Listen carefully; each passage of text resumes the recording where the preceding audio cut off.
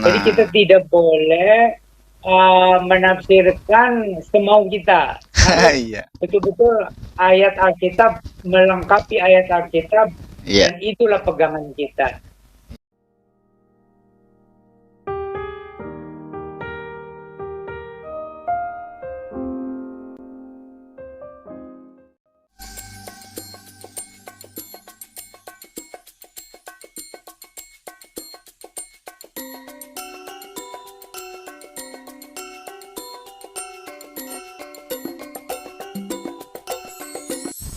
Shalom sobat Alpetra Ministry dimanapun berada, kita berjumpa kembali lagi di channel Alpetra Ministry yang selalu mengajak kita semua untuk cinta Tuhan, cinta keluarga, dan ingat jaga kesehatan.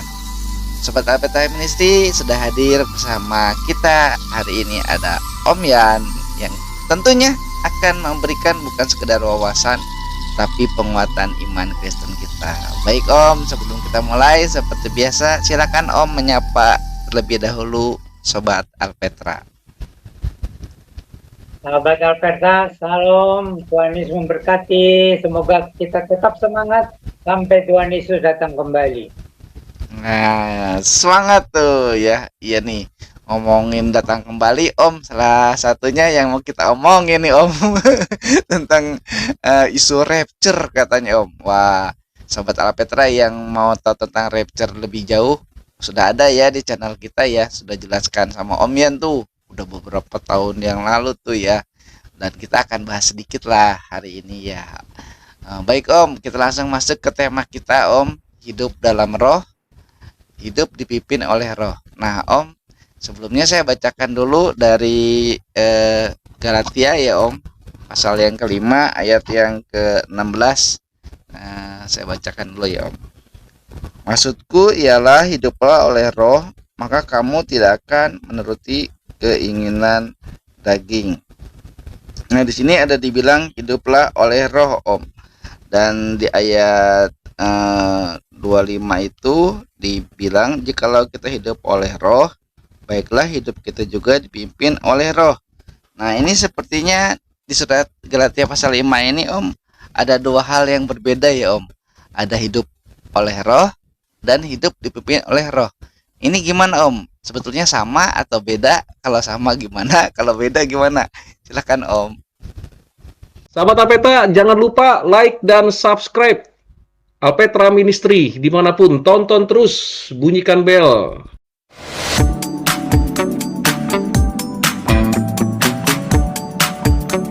Jadi kalau dari kalimat itu saja sudah menunjukkan dua hal ya. Ya. Itu yang pertama itu hidup oleh roh ya. Ya. Dan sesudah itu dipimpin oleh roh. Nah, roh itu maksudnya Roh Kudus ya. Ya. Jadi kita sebagai orang berdosa itu menurut Alkitab mati secara rohani, bukan secara keagamaan. Secara rohani di hadapan Allah kita ini mati. Tetapi oleh anugerah Allah, lalu kita mengenal Tuhan Yesus dan percaya kepada Tuhan Yesus Kristus, menerima Tuhan Yesus sebagai Juru Selamat dan Tuhan di dalam kehidupan kita, kita mengalami satu perubahan. Permulaannya tidak begitu kelihatan, tetapi kemudian betul-betul nyata perbedaannya sesudah kita mengalami kelahiran baru secara rohani, sejak menerima Tuhan Yesus sebagai Juru Selamat di dalam hati dan hidup kita. Ya, apalagi bukan hanya sekedar jadi Juru Selamat, tapi sebagai Tuhan ya, yang memimpin kehidupan kita. Dan mulailah kelihatan itu, oh, kita sudah diubahkan. Itu. Jadi yang lama kita tinggalkan, kehidupan lama yang kita tinggalkan, lalu kita mulai menjalani kehidupan yang baru sebagai anak-anak Allah di dalam Tuhan Yesus Kristus. Itu. Jadi hidup oleh roh. Nah, dan seterusnya Roh Kudus tidak akan meninggalkan orang percaya itu. Roh Kudus akan selalu berusaha memimpin kita, tetapi kita yang harus memahami bahwa pimpinan Roh Kudus itu harus sesuai dengan firman Allah yang tertulis di dalam Alkitab. Ya, baik perjanjian lama, baik perjanjian baru. Hanya kalau perjanjian baru jadi lebih jelas, begitu. Oh, iya Om. Ya, jadi kalau gitu ya Om, pertama itu orang harus mengalami hidup di dalam roh ya Om. Baru dia tunduk untuk dipimpin oleh roh. Jadi memang dua hal yang berbeda memang ya Om. Ya, tapi syaratnya itu tadi harus betul-betul ya bertobat dan percaya kepada Ya. Tuhan Yesus sehingga mengalami keselamatan dan lahir baru sebagai Oh, anak-anak Allah. lalu bisa hidup dalam roh ya, gitu Om. Ya hidup Ya betul. dipimpin oleh roh gitu. Nah Om, kalau gitu Om, bagaimana sih Om sebetulnya hidup dalam roh atau hidup dipimpin oleh roh itu? Kan tadi Om sempat bilang harus sesuai dengan Alkitab. Wah, kalau ngikutin itu ya Om, kalau di Galatia 5 mungkin ada kaitannya kan ya Om. Makanya ditulisin ada buah-buah roh. Wah, susah Om. Kalau hidup oleh roh harus melaksanakan itu Om. Nah, gimana Om? Ini Om. Jadi memang di dunia ini banyak ajaran ya. Ya, Di dalam lingkungan gereja Kristen aja kadang-kadang ada penafsiran berbeda, apalagi yang di luar ya. Tapi mereka masih juga sama mengatakan tentang roh, gitu ya. Nah, tetapi kita bersyukur ada Alkitab ya. Jadi dari Alkitab ini kita membandingkan ayat dengan ayat lalu merangkum ayat-ayat yang sama maksudnya. Jadi kita tidak boleh menafsirkan semau kita. Jadi ayat Alkitab itu saling melengkapi. Ayat menafsirkan ayat, ayat melengkapi ayat firman Tuhan itu supaya kita jadi jelas. Nah ini khusus juga tentang hidup oleh Roh Kudus ini ya. Kalau tidak, ini berbahaya sekali kalau kita tidak berdasarkan Alkitab yang saling melengkapi ini. Jadi ini maksudnya sesudah kita bertobat sungguh-sungguh, menerima Tuhan Yesus sebagai juru selamat, sebagai Tuhan, lalu mengalami kelahiran baru secara rohani, barulah di situ terjadi bahwa kita memang hidup oleh Roh Kudus. Nah, sesudah itu kita juga harus taat kepada pimpinan Roh Kudus sesuai dengan firman Tuhan yang tertulis. nah hidup yang sesuai dengan firman yang tertulis itu misalnya gimana Om? Apakah dengan ke gereja gitu atau dengan rajin baca Alkitab, rajin berdoa atau yang gimana Om? Nah, itu. Jadi orang Kristen itu tidak boleh kendor di dalam soal berdoa dan membaca firman Tuhan, lalu mengaplikasikan firman Tuhan itu dalam kehidupan sehari-hari. Nah, itu jangan dilupakan. Ya Om. Nah Om, gimana nih Om? Ada yang mengklaim gitu, wah saya ini hidupnya dalam roh, dipimpin oleh roh. Ini roh Tuhan nih yang memimpin saya, yang ngasih tahu saya katanya. Bahwa nanti tanggal 23 September atau tanggal 25 September 2025 ini akan ada rapture katanya Om. Nah, itu gimana Om? Bahkan ada dalilnya, alasannya gimana gitu. Nah, Jadi Alkitab itu dengan tegas mengatakan ya, Tuhan Yesus sendiri juga mengatakan dan ayat-ayat yang lain juga mengatakan ya, bahwa tidak ada seorang pun yang tahu ya Om. kapan anak manusia atau Tuhan Yesus akan datang kembali dalam kemuliaan gitu. Tidak ada yang tahu. Ya Om. Gitu. Jadi kita harus betul-betul berjaga-jaga dan berdoa dan berjaga gitu. Ya Om. Jadi supaya kita jangan tersesat. Kita harus berpegang kepada firman Tuhan yang tertulis. Ya, itu penting. Ya Om. Itu yang di Matius 24 ayat 36 ya Om ya. Tuhan Yesus bilang gitu ya. Hanya Bapa yang tahu. Oh iya. Tapi itu kan untuk hari kiamat ya Om, bukan hari rapture gitu. Kok itu bisa-bisanya gitu orang bilang itu untuk diklaim ya juga ya. Ini nggak tahu kan kalau rapture itu kapan juga, kiamat juga kapan. Kalau yang di Matius 24 ayat 36 itu kan kiamat ya Om, tidak ada yang tahu kan gitu. Nah, rapture juga nggak ada yang tahu kan Om. Ya, jadi itu kita sesuai dengan yang tertulis di dalam Alkitab ya, dikatakan tentang kedatangan Tuhan Yesus yang kedua kali dalam kemuliaan itu juga tidak ada yang tahu. Nah, kalau soal kiamat itu kan sesudah itu kalau menurut Alkitab Tuhan Yesus datang untuk mendirikan kerajaan 1000 tahun dulu. Oh iya Om. Nah, itu baru sesudah itu adalah peristiwa-peristiwa yang sudah dituliskan juga dalam Alkitab. Jadi kita tidak boleh menafsirkan semau kita.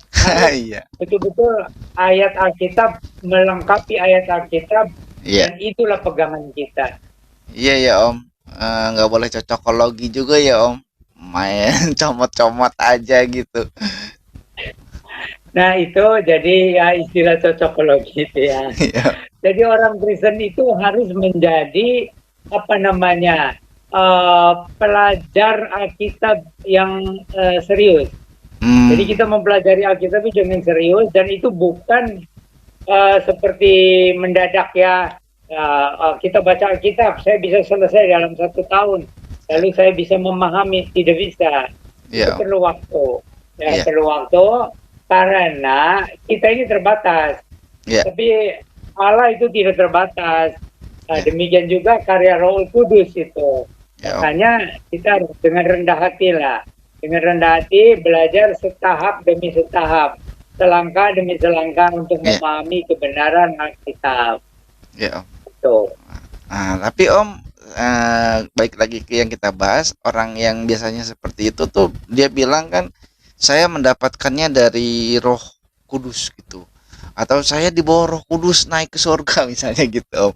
Atau Roh Kudus berkata dalam mimpi. Waduh, dalam mimpi lagi Om. Nah, itu gimana Om? Apakah benar Roh Ya. itu gitu Om kalau hidup Jadi, dalam Roh itu? Orang ya yang mengaku Kristen itu kadang-kadang merasa dirinya hebat secara rohani ya, ada beberapa lah gitu ya. Tetapi kita tetap berpegang kepada apa yang sudah dituliskan di dalam Alkitab, bahwa ada batasnya kita mengerti tentang masa depan atau akhir zaman. Itu ada hal-hal yang dibatasi di dalam Alkitab itu sendiri, itu tentang hari ya dan saatnya Tuhan Yesus datang kembali dalam kemuliaan. Itu hanya Bapa saja yang mengetahui dan menentukan. Ya, bahkan Tuhan Yesus pun dengan rendah hati ya, padahal Tuhan Yesus kan anak Allah bersatu dengan Bapa. Tapi ada keistimewaan dari Allah Bapa, itu menentukan kapan saatnya Tuhan Yesus datang kembali ke dunia gitu. Lalu orang bertanya, kalau gitu Tuhan Yesus tidak istimewa dong? Ada. Keistimewaan Tuhan Yesus itu apa? Keselamatan hanya ada di dalam Tuhan Yesus Kristus, gitu. Tapi orang kan tidak puas, nanya lagi. Nah, kalau Roh Kudus bagaimana? Apakah juga ada keistimewaan? Ada, yaitu kalau orang menghujat Allah Bapa atau menghujat Tuhan Yesus, kalau bertobat sungguh-sungguh masih bisa diampuni. Tapi kalau orang menghujat Roh Kudus, mengeraskan hatinya terhadap apa itu gerakan Roh Kudus untuk bertobat, untuk terima Yesus, nah orang itu tidak akan diampuni. Kalau sampai mati tidak bertobat, tidak terima Yesus sungguh-sungguh, tidak akan dapat pengampunan. Waduh. Tuh ini juga ya Om, apa namanya, saklek kata itunya ya Om. Jadi tegas gitu. Kalau orang yang nggak terima Tuhan Yesus dalam hatinya, nggak percaya, itu udah pasti maut ya Om, udah pasti neraka gitu ya Om. Ya, tetapi juga ya jangan kita sampai tidak paham ya, bahwa Roh Kudus itu akan jelas-jelas gitu. Pertama menyadarkan orang berdosa ya, dan akibatnya upah dosa itu maut. Lalu Roh Kudus itu akan mencelikkan mata rohani kita bahwa Yesus itu adalah Mesias, Juru Selamat yang dijanjikan itu. Dialah satu-satunya yang bisa menjamin keselamatan untuk bisa masuk ke dalam surga. Nah itu jadi Roh Kudus juga punya keistimewaan. Nah jadi kalau ada orang yang sengaja melawan karya Roh Kudus ya, bahwa dosa saya kecil, lalu sehingga saya tidak perlu Yesus menebus dosa saya, itu melawan Roh Kudus. Karena Roh Kudus itu akan menyadarkan kita itu betul-betul kita tuh sebagai orang berdosa yang tidak layak. Lalu mata rohani kita dibuka Yesus sebagai solusi satu-satunya, gitu. Nah, jadi kalau ada orang yang melawan ini karya Roh Kudus di dalam hal menolak sebagai orang berdosa yang sudah sudah tidak ada harapan untuk menyelamatkan dirinya sendiri, lalu juga menolak Yesus sebagai Mesias, Juru Selamat yang dijanjikan, itu tidak ada ampun, karena itu karya Roh Kudus yang menyadarkan. Ya Om, berarti kalau gitu peranan Roh Kudus itu sebetulnya luas ya Om ya. Dan juga kita balik lagi nih Om, kalau gitu Om, dampaknya kita hidup dipimpin Roh Kudus itu Om, atau hidup dalam Roh itu dampaknya apa Om, secara pribadi gitu Om? Jadi itu Roh Kudus itu penuh dengan kesabaran ya. Ya. Pertama-tama tuh menyadarkan dosa-dosa kita. Itu ada langkah-langkahnya ya. Ya. Tetapi kemudian Ya. begitu dianggap cukup, maka Roh Kudus itu langsung Ya. menyadarkan kita, ayo kamu bertobatlah. Ya. Ya. Lalu ditunjukkan itu Yesus sebagai solusi Ya. untuk keselamatan itu. Nah, di situ peranan Roh Kudus itu sangat-sangat penting. Jadi kita begitu disadarkan oleh Roh Kudus sebagai orang berdosa yang akan binasa, lalu disadarkan bahwa ada juru selamat umat manusia satu-satunya itu Yesus Kristus itu, yang bukan saja disalibkan tapi juga sudah bangkit naik ke surga menyediakan tempat. Nah, Roh Kudus itu yang menyadarkan, ya, yang menanamkan, menyadarkan bahwa inilah jalan satu-satunya. Tapi kalau orang itu mengeraskan hati ya, mengatakan saya dosanya tidak banyak, lalu saya tidak membutuhkan Yesus, ya itu tidak ada ampun sampai mati. Iya Om. Wah, ini ya serem juga ya Om kalau kayak gitu ya Om. Ada cukup banyak. Ada cukup banyak orang yang begitu. Oh gitu. Hatinya keras. Oh gitu. Ya Om. Wah, dia nggak mau hidupnya dipimpin oleh Roh ya, nggak mau hidup dalam Roh gitu, nggak mau hidup dipimpin oleh Roh juga kalau kayak gitu ya Om ya. Nah terus Om, ini Om, kalau di Galatia 5 ayat 18 ya Om ya, itu dibilangnya, akan tetapi jikalau kamu memberi dirimu dipimpin oleh Roh, maka kamu tidak hidup di bawah hukum Taurat. Emang hubungannya apa ya Om? Nah, jadi begini, itu kalau kita sudah mengalami keselamatan lahir baru, itu kan karena percaya Tuhan Yesus, nah Roh Kudus akan membimbing kita untuk mentaati kebenaran, terutama diringkas dalam kasih. Kasih kepada Allah dan kasih kepada sesama manusia. Yeah. Tetapi itu dulu kan disampaikan kepada orang-orang Yahudi yang percaya kepada Tuhan Yesus dan kepada orang-orang Kristen ya yang juga sudah mengalami lahir baru. Nah, jadi itu harus jelas bahwa orang kalau mengikuti Yesus itu bukan berarti karena sudah dibebaskan dari hukuman lalu hidup semau-maunya. Tetapi harus betul-betul taat kepada kehendak Tuhan dan tidak melanggar hukum-hukum Tuhan yang pernah disampaikan. Meskipun kita tidak tahu, tetapi ada orang yang bukan latar belakang Yahudi atau tidak belajar perjanjian lama, tetapi itu di dalam hatinya itu sudah digariskan, atau Roh Kudus itu ya menajamkan hati nurani. Gitu. Jadi menajamkan hati nurani supaya membenci itu ya dosa, kejahatan, berhala, gitu ya. Nah, lalu Roh Kudus itu akan menolong kita dengan memberikan sifat baru. Sifat baru apa itu? Sebagai anak-anak Allah yang mengasihi Tuhan Allah lebih dari segalanya dan mengasihi sesama manusia seperti diri sendiri. Tetapi itu bersyukur kita ada Alkitab menolong. Tapi orang yang tidak punya Alkitab pun kalau betul-betul mau taat kepada Roh Kudus, hasilnya sama, yaitu bahwa kita tidak berani untuk berbuat yang mempermalukan nama Tuhan. Gitu. Tidak akan berani. Kalau orang sudah benar-benar lahir baru, tidak berani mempermalukan nama Tuhan dan juga tidak tidak bisa, tidak mau sengaja menjadi batu sandungan kepada sesama manusia. Hey, sudah di-like belum? Sudah dibagikan belum video Alpetra? Bagikan dong, masa bertumbuh sendirian aja. Temennya nggak dikasih tahu, kasih tahu lah. Masa kamu mau selamat sendirian? Jangan dong, bawa teman. Lihat Alpetra, kasih masukan buat Alpetra. Ayo bertumbuh bersama dengan Alpetra. Like, jangan lupa dibagikan. Yang penting kita bersama bertumbuh. Jaga kesehatan, cintai Tuhan, sayangi keluarga. Shalom dari Kang Ode. Jadi kalau yang bikin batu sandungan itu berarti orang yang hidup nggak dalam Roh juga ya Om? karena dia tidak hidup dalam roh, jadi batu sandungan deh. Begini ya, memang tidak ada orang Kristen yang sempurna, Iya. ya.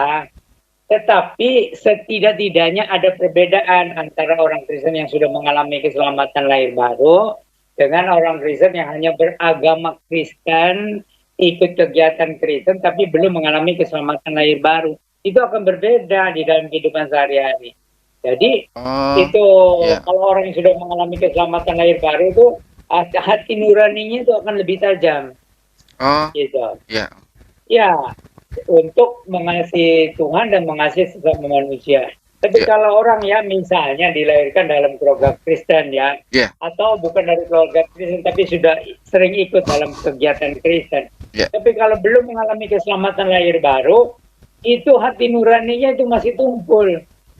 Kelihatannya Oh. baik gitu ya. Cuma kelihatannya Kelihatannya aja. seperti beribadah, menyayangi sesama manusia, tapi hatinya itu masih bercokol kesombongan, kemunafikan, hawa nafsu Oh, yang jahat tapi ditutup-tutupi gitu ya. iya. Ah, jadi juga tidak sungguh-sungguh mengasihi Tuhan Allah, hanya secara agama kelihatannya baik gitu. Jadi cuma kelihatannya aja ya Om, nggak beneran gitu. Cuma acting. Dan itu jumlahnya itu mencengangkan 50% Oh, dari umat Kristen. Jadi oh, 50% dari umat Kristen di akhir zaman itu iya. adalah orang Kristen yang hanya beragama tapi belum mengalami keselamatan lahir baru. Itu sampai 50%. Waduh. Itu diumpamakan dengan ya gereja akhir zaman itu seperti 10 anak darah. Nah, Oh, 5 iya Om. yang disebut bijak itu membawa pelita dan ada minyak. Yang 5 lagi hanya bawa pelita tapi tidak ada minyak. Nah, jadi ini kelihatannya sama, bawa pelita.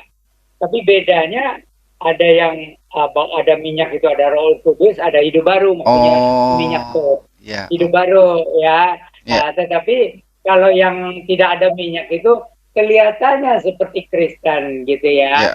Kegiatannya sama gitu ya. Tapi yang beda itu hatinya. Ya. Jadi itu hanya Tuhan yang tahu. Ya. Hmm. Jadi hatinya itu munafik lah Oh, iya Om. gitu. Jadi hatinya masih ada kejahatan tapi ditutup-tutupi gitu. Oh, iya iya Om. Ya, Om. Ya, jadi ini keadaan gereja di akhir zaman. Iya Om. Kelihatannya sama, kegiatannya sama, Iya Om. tapi yang beda itu hatinya. Gitu. Iya iya Om. Jadi ada yang sudah mengalami keselamatan lahir baru, ada yang sekedar kegiatan agama. Sama-sama semangat sama-sama. Oh, Tetapi yang beda itu hatinya. iya Om. Gitu. Itu jadi Om, kalau gitu Om, orang yang hidup dalam roh itu belum tentu juga dia hidupnya dipimpin oleh roh, ya Om, atau sebaliknya gitu. Ya, jadi pertama itu hidup oleh Roh Kudus itu ya, mengalami keselamatan lahir baru. Sesudah itu Roh Kudus tidak akan meninggalkan orang-orang yang percaya Tuhan itu. Dengan segala cara Roh Kudus mencoba membimbing orang yang percaya Tuhan itu supaya hidup sesuai dengan firman Tuhan. Tetapi itu masalahnya, untuk mengerti firman Tuhan itu perlu waktu. Oh iya. Ya, perlu waktu, dan itu usaha dari gereja juga untuk menolong orang-orang Kristen, apakah yang lama, apakah yang baru, terutama yang baru ya itu, untuk jangan dibiarkan itu orang Kristen baru itu berjalan sendiri atau bergumul sendiri. Nggak boleh. Orang Kristen tidak boleh masa bodoh ya terhadap orang-orang Kristen baru itu. Harus betul-betul bukan menggurui sih, tapi ya memberikan dukungan, memberikan keteladanan gitu ya. Nah, itu penting. Jadi tidak boleh orang Kristen yang sudah lama jadi Kristen apalagi ya, lalu merasa sombong rohani, lalu seperti mengabaikan, merendahkan orang Kristen baru gitu. Itu nggak boleh. Itu karena itu meskipun orang Kristen baru itu pengertiannya sedikit, itu saudara kita, dan di mata Allah sama-sama berharga. Hanya bedanya ya orang yang anak-anak Allah yang sudah lama kan lebih mengerti kehendak Allah. Harusnya gitu ya Om. Jadi harus lebih banyak kasih kepada orang Kristen yang baru. Iya, harusnya justru orang yang udah lama percaya Tuhan Yesus itu justru nunjukin ke petobat-petobat baru ya Om ya istilahnya. Itu nunjukin ini loh hidup dalam roh itu, hidup dipimpin oleh roh itu kayak gini gitu. Jadi betul-betul melakukan buah-buah roh ya Om, bagaimana melakukan kasih, sukacita, damai sejahtera, kesabaran, kemurahan dan seterusnya gitu. Kalau diumpamakan dalam kehidupan sehari-hari, Ya. itu seperti seorang kakak terhadap adiknya, Hmm, gitu. ya Om. Jadi kalau seorang kakak itu kakak yang baik, akan memperhatikan adik-adiknya, gitu, Hmm, supaya ya sama-sama lah mengalami anugerah gitu ya. wah Om ternyata kalau gitu Om untuk hidup dalam roh itu bukan berarti secara ritual ya Om, bukan secara apa maksudnya dengan berdoa atau bermeditasi gitu, tapi hidup dalam roh itu Nah, harus itu ya, jadi banyak penyimpangan ya di dalam prakteknya. Jadi kalau kita sudah mengalami keselamatan lahir baru oleh Roh Kudus, nah Roh Kudus itu akan memimpin kita hidup itu sesuai firman-Nya. Jadi bukan seperti kita menyalahgunakan karunia-karunia Roh Kudus, tidak boleh disalahgunakan ya, atau menyombongkan rohani. Justru kita makin lama mengikuti Yesus makin rendah hati, ya, seperti Rasul Paulus yang ikutlah teladanku seperti aku meneladani Kristus. Nah, Tuhan Yesus berkata juga, belajarlah kepadaku karena aku ini lembut dan rendah hati. Jadi kalau orang Kristus sudah banyak belajar kepada Tuhan Yesus, makin lama makin lembut dan makin rendah hati. Nah, tapi jangan salah, lembut itu bukan berarti kelemak-kelemak. Ya.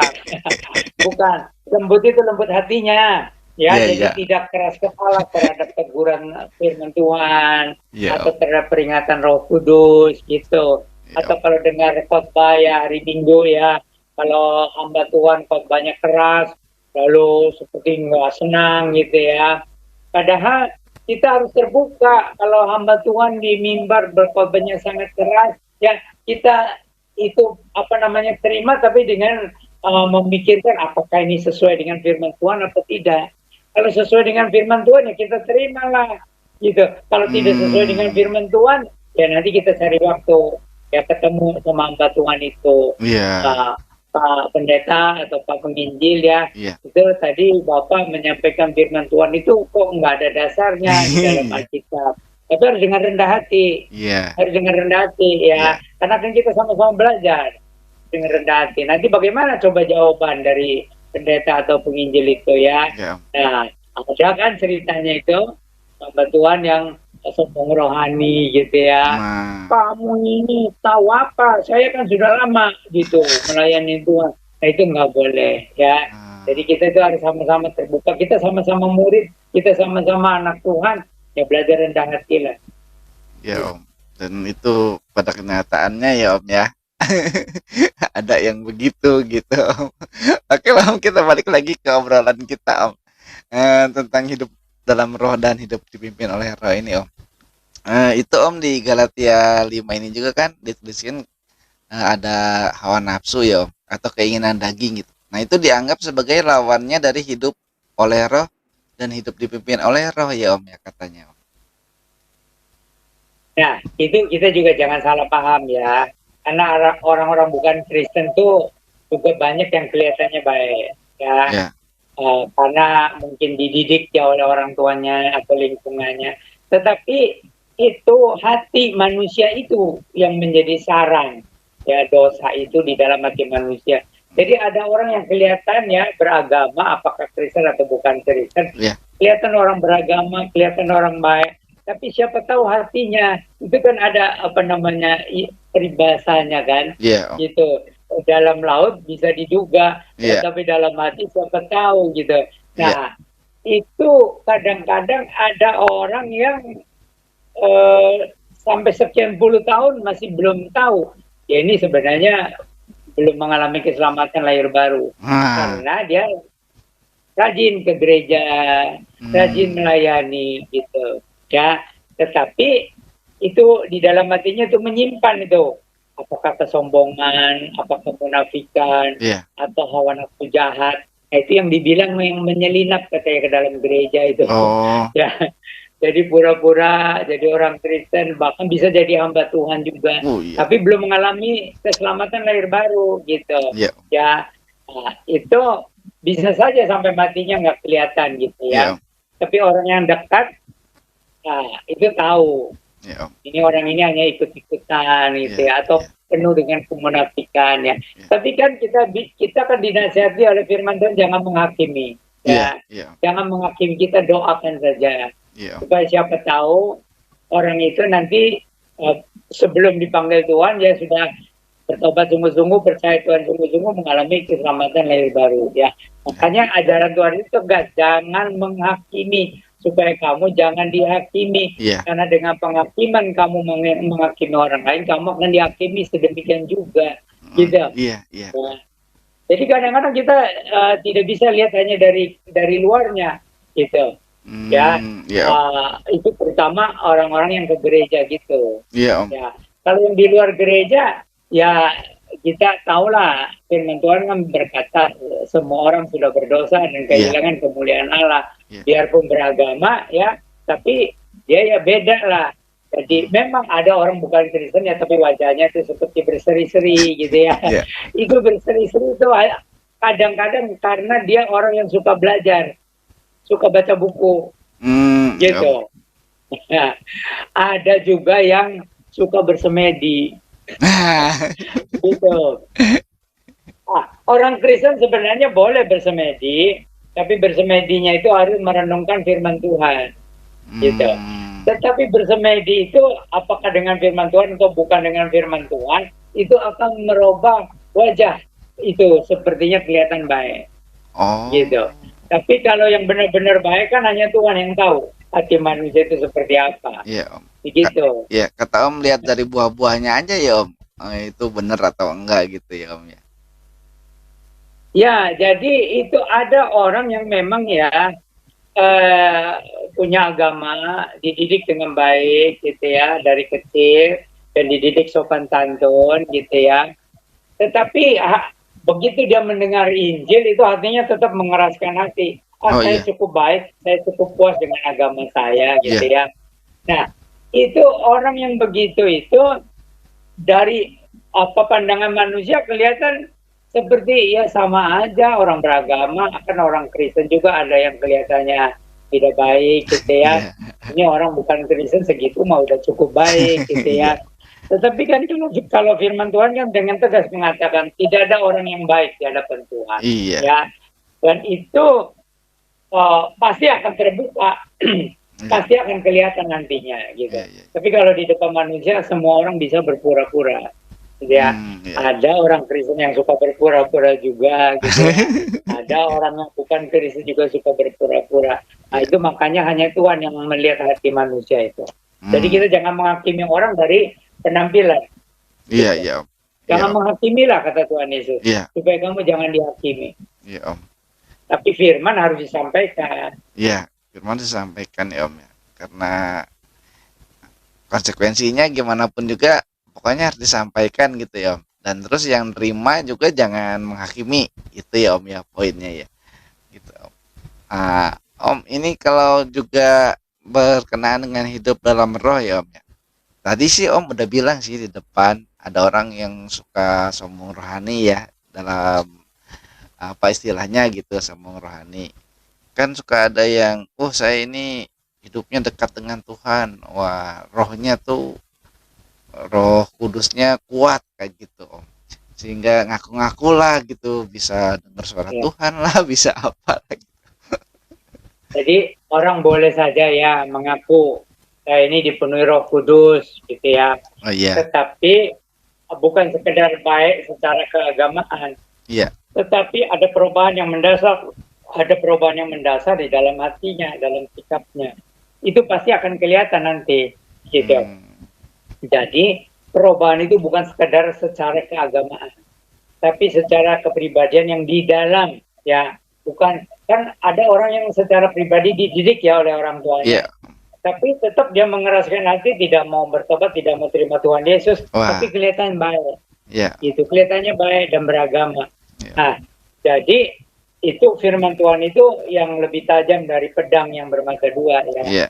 Jadi nanti firman Tuhan itu yang akan oleh kuasa Roh Kudus akan menyadarkan kamu kelihatan baik di depan manusia, Iya. tapi di depan Allah kami itu penuh dengan kesombongan, penuh dengan kemunafikan, Iya. penuh dengan hawa nafsu yang najis. Iya. Kamu bertobatlah dan satu-satunya solusi itu kamu terimalah Dia yang sudah datang untuk menebus dosamu, Iya. yang sudah bangkit dan menjamin untuk ke sorga. Hanya Dia, gitu. Nah, jadi kita tetap harus setia memberitakan Injil, Iya. baik kepada orang dalam maupun kepada orang luar, karena kita tidak tahu itu apakah yang di dalam itu sudah bertobat, yang di luar itu meskipun baik ya, apakah dia sudah mengalami keselamatan lahir baru. Jadi ini bukan baik secara agama. Kalau baik secara agama itu kan ada yang didikan orang tua, Iya, Om. ada tuntutan dari masyarakat, gitu ya. Tetapi ini harus ada perubahan dari Roh Kudus, ya, Roh Kudus yang mengubahkan hati manusia dan standarnya Tuhan Yesus, standarnya Tuhan Yesus, gitu. Jadi ukurannya itu bukan sekedar beragama. Iya. Gitu. Nah, gitu Om. Jadi sudah jelas semua Om, dan pertanyaannya sudah dijawab sama Om semua ya. Termasuk tadi yang terakhir, dampaknya kalau kita hidup dalam roh dan tidak hidup dalam roh itu gimana? Udah Om jelaskan secara detail. Jadi Om, sekarang sudah waktunya Om kasih closing statement untuk pembahasan kita hidup dalam roh, hidup dipimpin oleh roh. Silakan Om.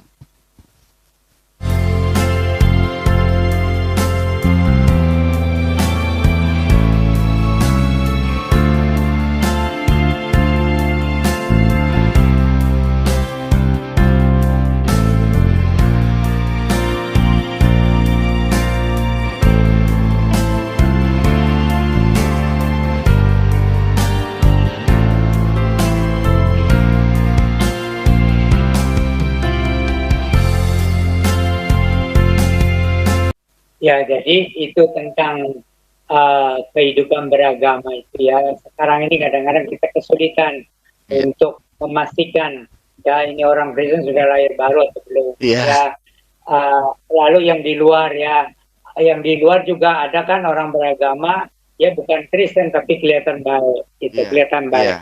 Tetapi seseorang itu yang menilai sesungguhnya itu Tuhan, ya. Allah yang sejati itu yang menilai manusia, bukan Allah konsep manusia. Nah, Allah yang sejati itu yang menilai hati manusia sampai ke dalam, sedalam-dalamnya. Jadi itulah Tuhan Yesus mengatakan jangan menghakimi, tapi juga beritakanlah Injil, gitu. Ya, jadi kita terus memberitakan Injil, kita tidak menghakimi. Beritakan Firman, beritakan Injil, tapi tidak menghakimi orang. Tidak. Lalu bagaimana katanya kalau ada jemaat yang hidupnya nggak benar? Kalau sudah nggak benar kan sudah jelas nggak benarnya. Ya, tapi juga kita bukan menghakimi, kita membimbing. Ya, membimbing dengan rendah hati karena kita kan sama-sama manusia. Jangan ada kesombongan rohani gitu. Gitu kira-kira intinya. Ya. Jadi beritakan Injil dengan kerendahan hati. Beritakan firman dengan kerendahan hati, tetapi harus dengan kuasa Roh Kudus, dengan ketegasan. Itu bukan berarti kalau rendah hati itu jadi seperti lemak-lemak gitu ya. Rendah hati itu bukan berarti kita itu seperti saya juga orang berdosa. Ya kita kan juga orang berdosa, tapi kita ada kuasa Roh Kudus. Ya, harus dengan tegas. Bukan menghakimi, tapi memberitakan kebenaran Injil dan kebenaran firman Tuhan. Tuhan Yesus memberkati.